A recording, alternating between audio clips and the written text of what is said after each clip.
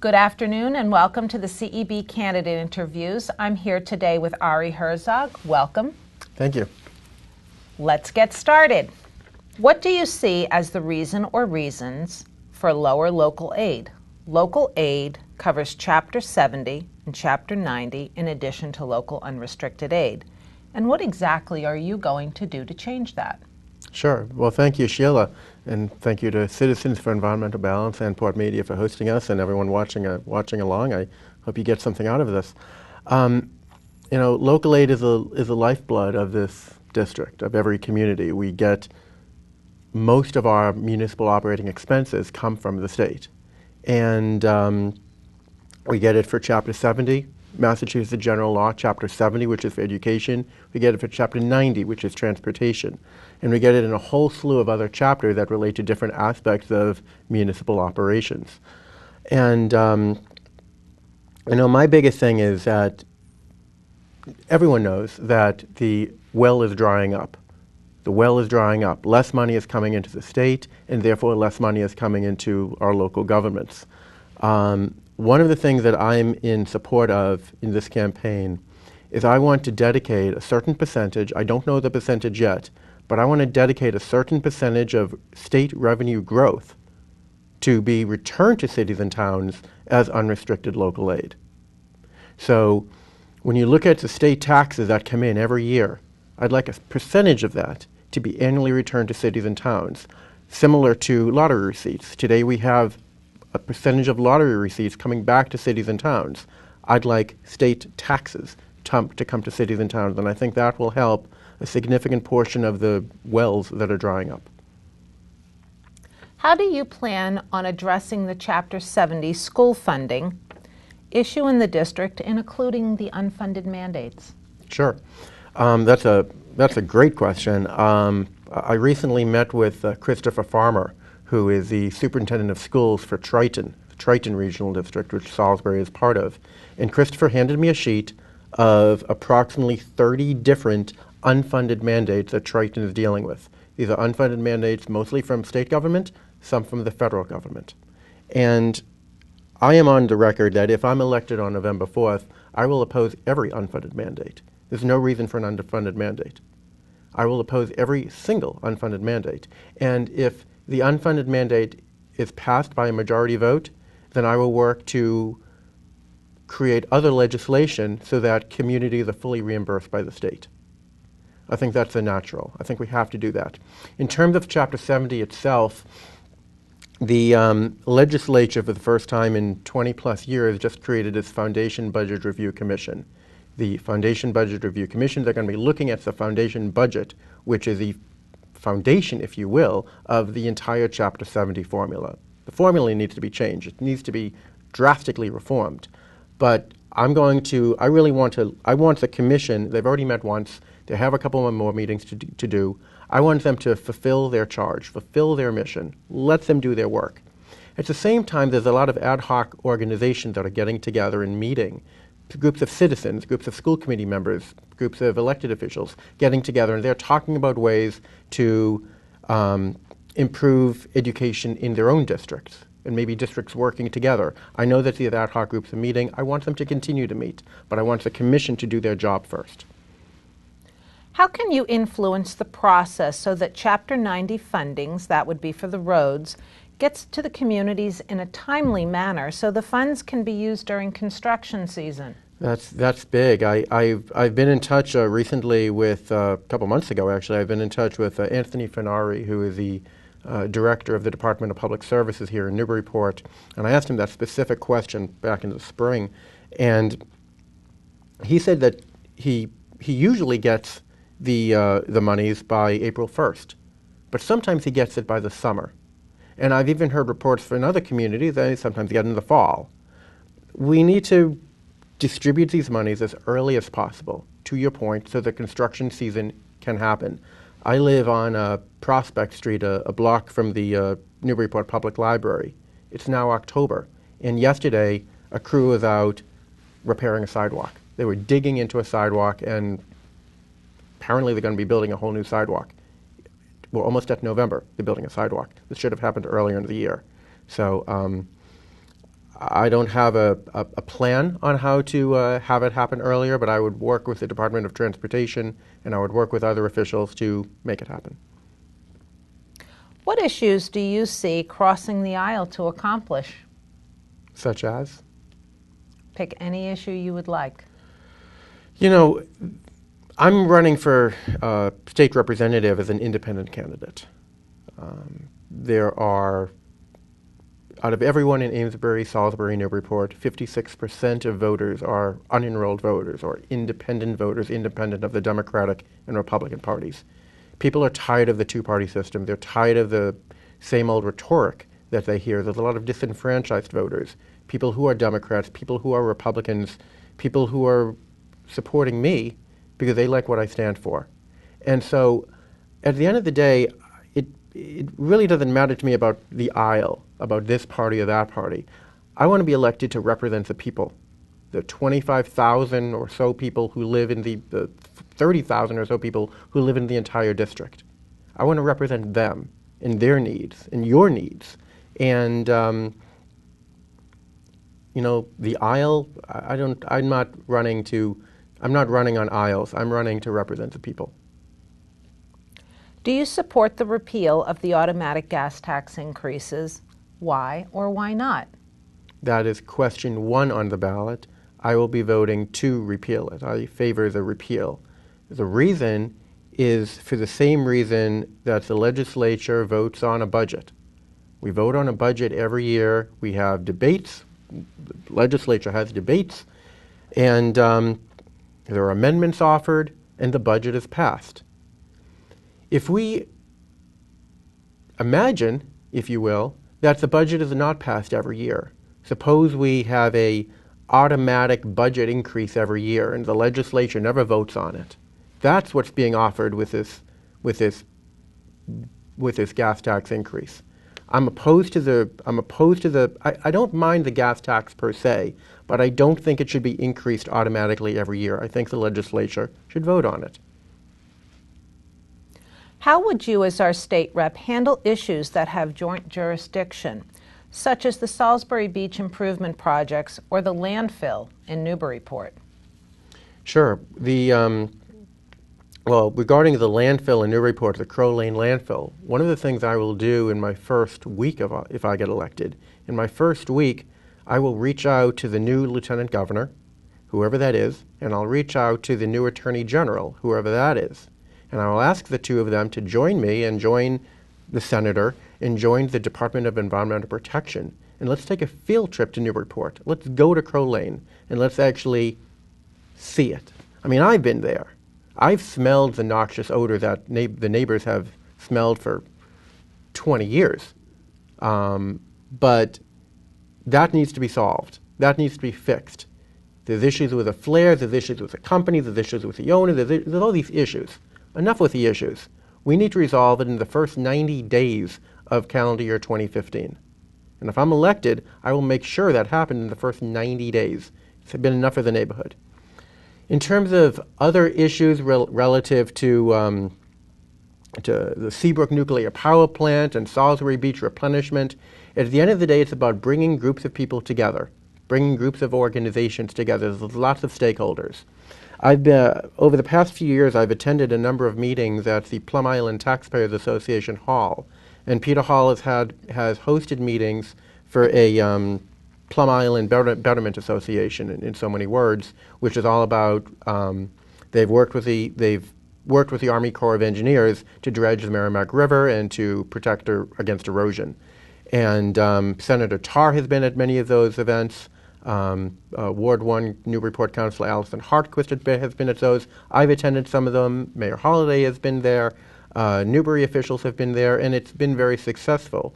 Those meetings happen typically, I believe it used to be once a week, and then they changed the schedule. But this is a group of individuals, both state officials and neighborhood residents, who come together to talk about ways of improving their backyard.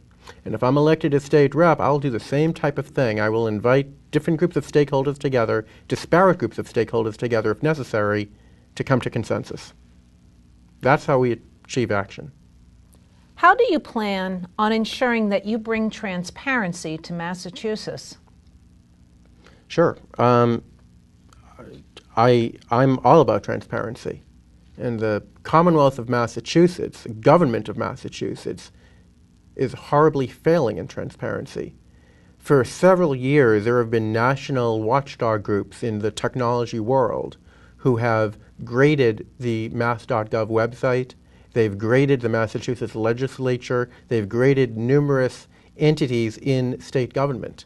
And we fail over and over and over. Very little information is shared online. Very little data is shared online. Hey, we live in the 1st Essex District. We're in Port Media on Graff Road right now. I go outside the road, I can go to Strem Chemical, I can go to Bradford and Bigelow, I can go to Bixby, I can go to Rochester Electronics. There's a lot of institutional and innovative and creative power just within a 500-yard radius of where I'm sitting, let alone in the district. And the thing with all these institutional powers, these innovative and creative powers, is they have a brain. They know how to think. They know how to innovate. And if we provide data, they will find ways of making fun and creative things with that data. Down in Boston, there's a group called, there's a group of fellows. They work with an organization called Code for America. And this group of fellows, I think they get a little stipend, and they work for the year, and they're working with Boston's Institute of New Urban Mechanics. And what they did is the city of Boston released data on snowplow routes. Boston's Public Works Department released information on which streets are being plowed. What this group of technology wizards did is they took that data, they correlated it to where fire hydrants are located, and they correlated that to a Google Earth map, if you will. So anyone can go onto a website or onto their mobile phone, and they can see where the city has plowed, where the city hasn't plowed, where the connection is to a fire hydrant, so we know if we need to dig out that fire hydrant, and we can see it all on a map. I'd love to see something like that in Newburyport, Amesbury, and Salisbury. But we can't have that innovation without providing data. And data, in my mind, is a key of transparency. We need to share information.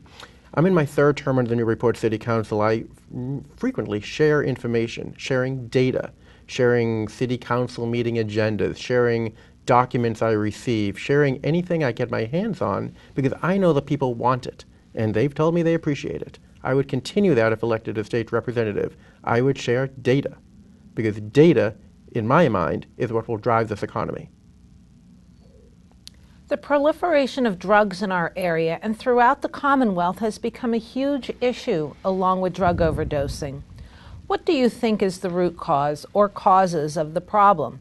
And what specific steps do you propose to address this growing problem? It's a huge problem. I've met with all of the police chiefs in the district, and they have frequently told me overdosing is a big problem.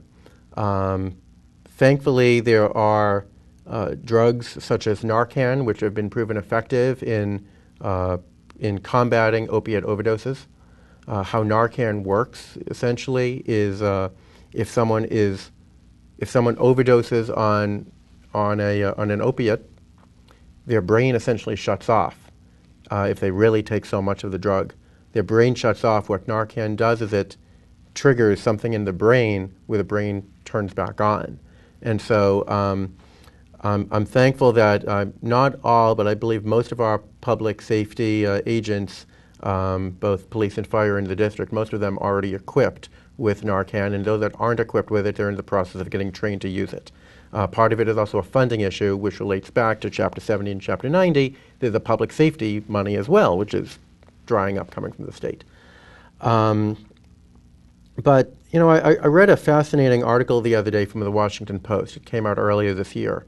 And it was all about overdoses, all about drug overdoses, and how in some cases, the people who are overdosing on drugs, in some cases it's not that they're overdosing, but rather that they hadn't taken drugs in a period of time, and then they took a normal dose, but because their brain was not used to taking it, they essentially crashed. So the overdose in some cases wasn't taking too much, but taking a normal or subnormal level, but their brain just couldn't handle it as if they had taken it every day. Additionally, what's happening is a number of people are combining drugs with other drugs, or they're combining drugs with alcohol. So alcohol and heroin, or alcohol and oxycodone, or whatever it might be.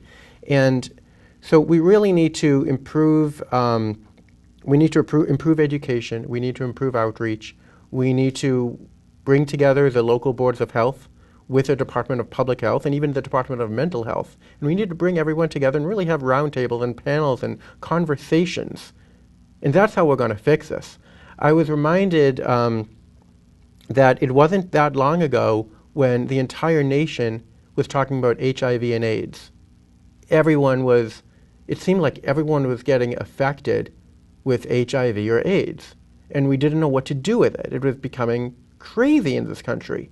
But no one's talking about HIV and AIDS today. People are still dying from it, and that is very sad. But when it's not the public policy issue that overdoses of drugs are today. We need to take what we learned from HIV and AIDS, what we learned in terms of outreaching to the people, and we need to take that model of HIV and AIDS and carry it through to drug overdoses. Do you support the House-approved legislation to provide in-state tuition to illegal immigrants or those who are undocumented? Why or why not? Yes, I approve. For the simple reason that as long as someone is a successful member of society, as long as someone is not as long as someone is not a criminal, as long as someone is not taking advantage of the system, if they're a successful member of society, they're contributing, they're volunteering, maybe they're involved in some civic organization, maybe they're whatever. If they're involved in society, yes, let's provide them education. Do you or do you not support showing ID to vote? Why or why not? I'm opposed to that. It's our civic right to vote, and I don't want to provide an obstacle for someone to vote. Hey, not everyone has a driver's license. Everyone does have a photo ID, but why would you want to? I can't. I've read the arguments for providing an ID, a photo ID to vote, but I just think that's an obstacle we don't need. If I want to vote, I should be able to go to my polling location, check in, say my name, they mark and make a note on the piece of paper, I get my ballot, I vote, and then I check out. That's how it is today. That's how it should be. Let's keep the status quo. In the aftermath of the verdict of July 25th with the Commissioner of the Probation Department, who was convicted of providing illegal gratuities to members of the legislature, in your opinion, what should the legislature do to ensure that Can I take that one from the top, please? Okay. In the aftermath of the verdict of July 25th with the Commissioner of the Probation Department, who was convicted of providing illegal gratuities to members of the legislature, in your opinion, what should the legislature do to ensure that no other agency has a rigged hiring system? Let me answer it this way. There's a lot of agencies in state government. In some cases, it's too many agencies. I was reading a report not too long ago, earlier this year, that a number of state legislators were looking at, they wanted to analyze all of the agencies in state government and figure out, is there any duplication of effort? Is there any, without letting go of people, is there any way of streamlining agencies together? We have a lot of agencies. I don't even want to think about how many we have. We have hundreds and hundreds and hundreds of agencies. And unfortunately, many of these agencies and departments are groups of agencies. Many agencies and departments have corruption, have fraud. Individuals have been convicted of felonies, and it needs reform. I think in some ways all of state government needs reform. There's a lot of stuff happening which shouldn't be happening, and there's no easy solution. I don't have a plan in my head, But I know that it's out there, and I know that people are frustrated because they've shared with me their frustration. There's frustration about DCF, there's frustration about DTA, there's frustration about probation, there's frustration about everything. Well, not everything. Mass Wildlife seems to be okay. The Commission on the Blind seems to be okay. But, you know, a lot of agencies are having troubles. A lot of health and human services agencies are having troubles in the public eye. Some public safety agencies are having troubles in the public eye. And I think what we really need to do is we need to charge the Office of the Massachusetts Auditor to really look at these agencies. And the Auditor's Office should really look at agencies proactively rather than reactively. And if necessary, then maybe we don't deal with the state auditor's office, maybe we deal with a third-party auditor to really look at state government. Analyze it and make recommendations, and then both the legislative branch and the executive branch, with perhaps even the judicial branch, can spin and work. I think at the end of the day, Shayla, it's really all about working together. We need to work together. I'm hoping that people elect me because I know what it means to work together, to go across the aisle to the extent there is no aisle. And it's a great question. It's not an easy answer, but I think we need to work together to get that answer. Very well. And thank you so much for your time today, Ari. We Thank very you. much appreciate it. I appreciate it. Thank you. Take care.